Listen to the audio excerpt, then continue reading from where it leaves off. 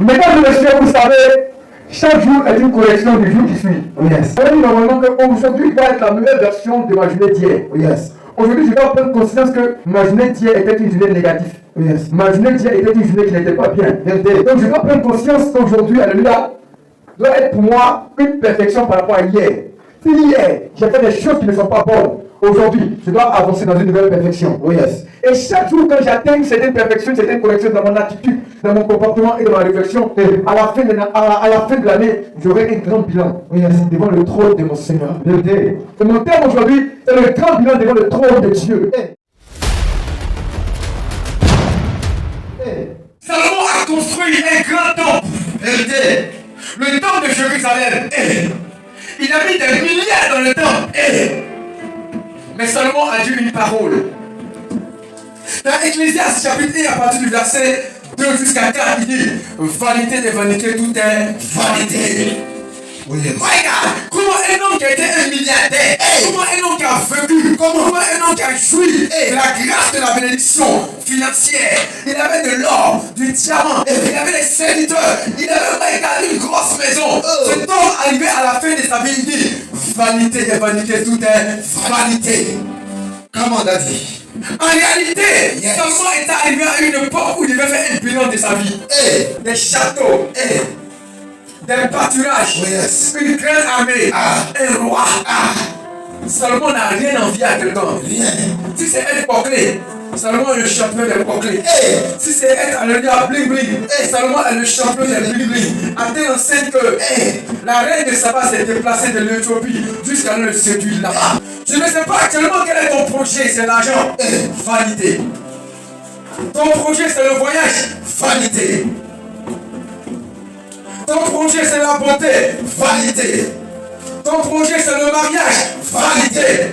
Salomon qui était le chef, l'homme le plus riche de son époque, il dit vanité des vanités, tout est vanité. Comment? Peut-être que ton objectif c'est de payer une Range Rover. Il dit vanité.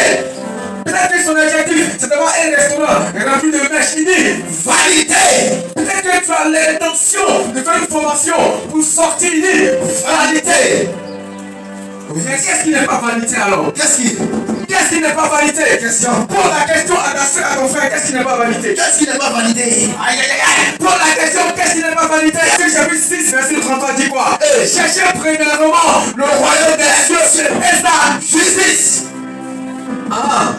Donc en réalité, ce qui n'est pas vanité, c'est là-haut. Donc ma question pour toi, qui est là et qui me regarde, cette année, quel est ton bilan? Quel est ton bilan? Est-ce que ta fille en 2023 a glorifié Dieu? Réponds-moi dans ton esprit. Est-ce que ta fille en cette année 2023 a glorifié Dieu? Est-ce que ta fille en cette année 2023 a été institutionnalisée par la parole de Dieu? Est-ce qu'il y a des versets en toi dans ton esprit? Est-ce qu'il y a des messages en toi? Est-ce que tu as gêné? Est-ce que tu as prié? Est-ce que tu as fait des retraites? Est-ce que tu as évangélisé? Est-ce que tu as annoncé la parole? Est-ce que tu as loué? Est-ce que tu as adoré? Est-ce que tu as couru pour Let's go Daddy.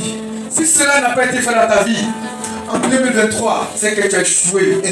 Si tu veux construire des grosses maisons, si tu veux, my God, nourrir des enfants, si tu veux, batailler des voitures, si tu veux, alléluia, sois le président des États-Unis, mais si tu n'as pas gagné le ciel, c'est que cette année tu as échoué.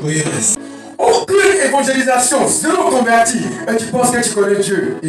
Au rendez-vous du bilan, tu es un échec total. Dieu regarde, il t'a donné les moyens financiers chaque jour. Il t'a donné des offrandes. Des gens que tu ne connais pas t'ont donné des moyens financiers. Même ton travail t'a béni. Il y a des fois, tu t'es levé le matin et tu as dit Seigneur, je te bénis parce que tu m'as béni. Aujourd'hui ça a marché, aujourd'hui ça a marché. C'est Dieu qui l'a fait. C'est Dieu. Il y a eu des moments où c'était difficile. Personne ne t'écoutait. Mais Dieu a parlé à une personne. Et une voix a dit à cette personne, va aider cet homme, donne-lui du travail. Va. Et tu as eu un contrat. Mais est-ce que dans tout ce que Dieu t'a donné au cours de l'année, la maison de Dieu a eu une part? Zéro dîme, zéro offrande. Même ton action de grâce, on peut le jeter à terre. Parce que toi, l'action de grâce que tu donnes dans la maison de Dieu est incapable de te nourrir pour une journée toi-même. Vérité. Et quand même, tu l'amènes dans la maison de Dieu pour l'homme de Dieu. Vérité. Jésus m'a dit que vous qui êtes des brebis, venez à ma droite, venez à la droite. Vous qui êtes des cocotiers, des boucs, allez à la gauche. Oh yes. Mesdames et messieurs, dans ce verset, il y a une grande révélation. Est-ce que je peux parler? Come on, daddy. Vous voyez un animal qu'on appelle le bouc, qu'on appelle le cabri. Come on. C'est un animal qui a des cornes. Oh yes. Quand tu vas aux États-Unis, quand tu vas dans le monde de la magie, toutes les personnes dans le lieu qui veulent avoir de la prospérité utilisent le démon qu'on appelle Baphomet. C'est le démon qui a une corne. Yes. Et l'image du démon Baphomet, alléluia, a le symbolisme hébraïque de la lettre Aleph, qui est la lettre qui signifie un. Donc l'unicité, donc l'union. Donc le démon Baphomet, c'est le démon alléluia du bouc. Yes. On a Bible dit que Jésus dit qu'il va séparer les brebis et les boucs. Il va mettre les boucs à la gauche et il va mettre les brebis à la droite. Et Baphomet, il y a une corne. La corne symbolise dans le règne des esprits une couronne. Raison pour laquelle, quand une personne devenait roi en Israël, on égorgeait des bœufs et des taureaux. Parce qu'on disait au monde entier qu'il y a des cornes aujourd'hui qui viennent de pousser en Israël. Donc le fait que Jésus-Christ de Nazareth mette les boucs à sa gauche, ça veut dire que ce sont des faux rois. Ce sont des faux mariages. Oh yes. Ce sont des fausses grâces. Oh yes. Ce sont des fausses opportunités. Oh yes. Ce sont des fausses bénédictions. Oh yes. Le démon Baphomet est un démon, my God, qui a volé le symbolisme de l'unicité de Dieu.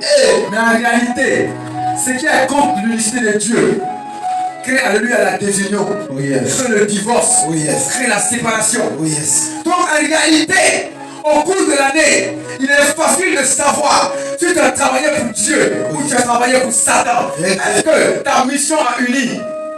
Est-ce que tes paroles ont uni? Est-ce que tes paroles ont regroupé? Yes. Si tes paroles ont désuni, Yes. c'est que tu avais Baphomet. C'est que tu seras mis à la gauche. Si tes paroles ont séparé des gens, c'est que tu avais Baphomet. Et dans le bilan dernier, dans le bilan final de Dieu, c'est de chercher qui a été un bouc. Est-ce que dans cette église, en 2023, il y a eu des brebis?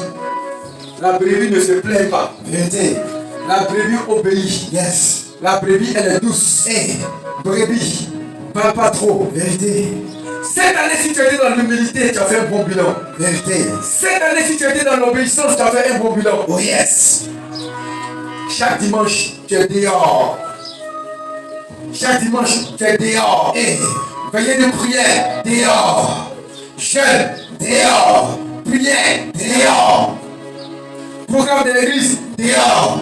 En voyage, toi, tu es dehors. Ah bon, cette année, tu as joué les païens. Il faut prendre une pause en décembre.